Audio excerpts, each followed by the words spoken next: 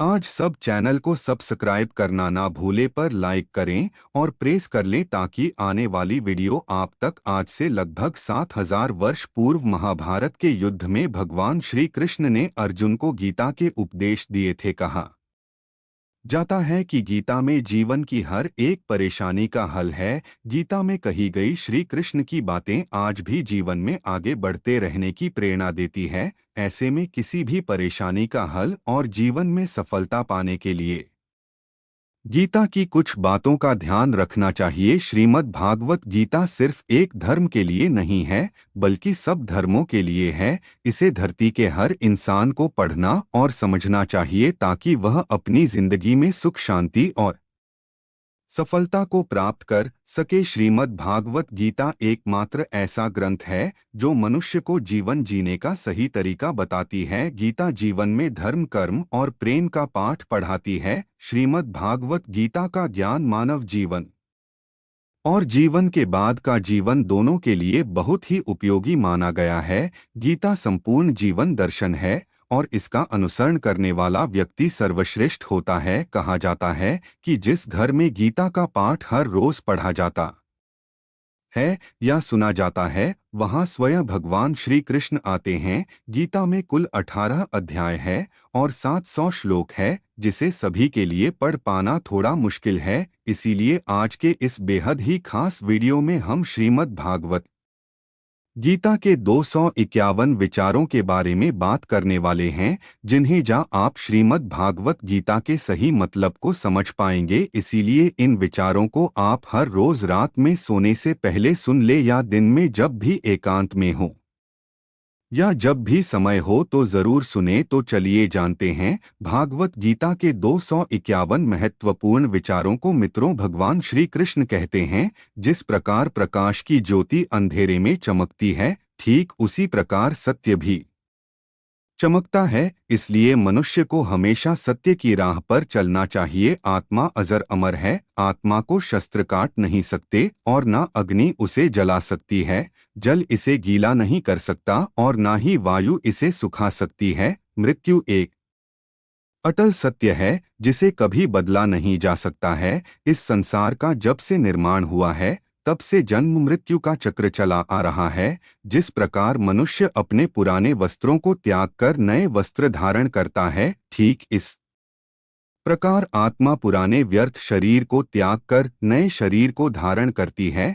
यह प्रकृति का नियम है। इस सत्य को स्वीकार करके भयमुक्त होकर आज में जीना चाहिए। ज्ञानी व्यक्ति ना तो मरने वाले का शोक करते हैं और ना ही उनका शोक करते हैं जो अभी जिंदा है, क्योंकि वह जानते हैं जो मर गया वह फिर से जन्म लेगा और जो जिंदा है वह एक दिन जरूर मरेगा। मनुष्य के लिए उसका कर्म ही सबसे बड़ा धर्म है। भगवान श्री कृष्ण गीता में अर्जुन को उपदेश देते हुए कहते हैं कि व्यक्ति कर्म करने के लिए ही पैदा हुआ है और बिना कर्म किए कोई मर नहीं सकता। मनुष्य को परिणाम की चिंता किए बिना अपने कर्तव्यों का पालन करना चाहिए। हमेशा अच्छे कर्म करने चाहिए, क्योंकि कर्म वह फसल है जिसे इंसान को हर हाल में काटना ही पड़ता है। जो हुआ वह अच्छा हुआ, जो रहा है वह भी आ ही हो रहा है, जो होगा वह भी अच्छा ही होगा। तुम भूत का पश्चाताप ना करो, भविष्य की चिंता ना करो। अभी वर्तमान चल रहा है। तुम्हारा क्या गया जो तुम रोते हो? तुम क्या लाए थे जो तुमने खो दिया? तुमने क्या पैदा किया था जो खत्म हो गया? तुम ना कुछ लेकर आए थे, ना तुम कुछ लेकर जाओगे। तुम खाली हाथ आए थे और खाली हाथ चले जाओगे। जो आज तुम्हारा है कल वो किसी और का था, परसों किसी और का होगा। तुम इसे अपना समझकर मगन हो रहे हो। बस यही प्रसन्नता तुम्हारे दुखों का कारण है। परिवर्तन संसार का नियम है। जिसे तुम मृत्यु समझते हो वही तो जीवन है। एक क्षण में तुम करोड़ के स्वामी बन जाते हो, दूसरे ही क्षण में तुम दरिद्र हो जाते हो। मेरा तेरा, छोटा बड्डा, अपना पराया मन से मिटा दो, फिर सब तुम्हारा है। तुम सबके हो ना तो यह शरीर तुम्हारा है और ना ही तुम शरीर के हो। यह शरीर अग्नि, जल, वायु, पृथ्वी, आकाश से बना हुआ है और इसी में मिल जाएगा, परंतु आत्मा स्थिर है। फिर तुम सोच रहे होंगे कि मैं क्या हूँ, तुम क्या हो? इसे भगवान के सहारे छोड़ दो, तुम्हारे लिए यही सबसे उत्तम उपाय है। जो उनके सहारे को पहचान जाता है वह भय चिंता शोक से दूर होकर मुक्त हो जाता है। भगवान श्री कृष्ण कहते हैं कि मैं ही सबकी शुरुआत हूँ, मैं शुरुआत से पहले भी था और सब खत्म होने के बाद भी रहूंगा, सब मुझ में ही है और मैं सब में हूँ। यह धरती चंद्रमा सूरज मिट्टी हवा पानी सब मैंने बनाए हैं। मैंने ही भगवान शैतान रक्षक और इंसान बनाया। मैं ही ब्रह्मा हूँ, मैं ही विष्णु हूँ और मैं ही महेश हूँ। मैं धरती की मधुर सुगंध हूँ, मैं अग्नि की ऊष्मा हूँ। सभी जीवित प्राणियों का जीवन और सन्यासियों का आत्मा स्वयं भी मैं ही हूँ। मैं ही सबका पालन पोषण करता हूँ और सबका विनाश करता हूँ। मैं धरती के सभी प्राणियों को जानता हूँ, लेकिन वास्तविकता में मुझे कोई नहीं जानता। जब जब इस धरती पर पाप अहंकार और धर्म बढ़ेगा